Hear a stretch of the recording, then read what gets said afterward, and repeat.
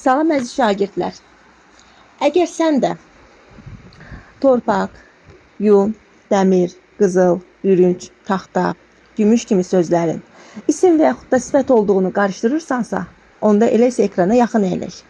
İndi mən bu sözlərin isim və yaxud da sifət olduğunu fərqləndirməyin ən əsas bir dənə qızıl qaydasını təqdim edəcəm.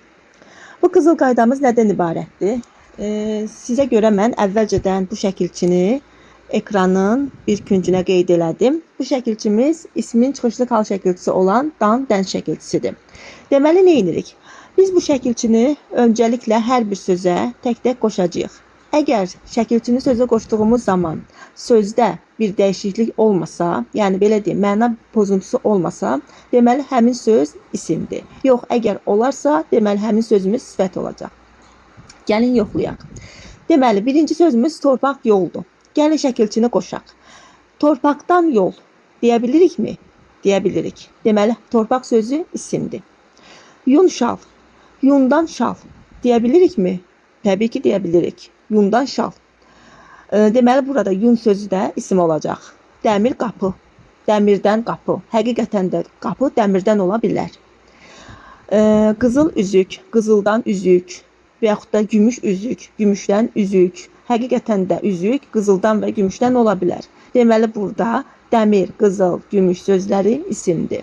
Və yaxud da gəlin baxaq. Bürünc medal, bürüncdən medal.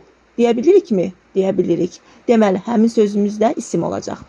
Taxta qapı. Bəli, taxtadan qapı ola bilər. Deməli, taxta sözü də isim olacaq. İndi isə gəlin digər sözləri yoxlayaq. Geniş yol, enli yol, dar yol, bir də uzun yol. Gəlin bu sözlərə baxaq. Genişdən yol deyə bilirikmi? Deyə bilmirik. Deməli, geniş sözü sifətdir. Enlidən yol, dardan yol, uzundan yol, qısadan yol. Bu sözlər deyə bilirikmi? Xeyr, təbii ki də deyə bilmirik. Deməli, burada geniş, enli, dar, uzun sözlərin hər biri sifətdir.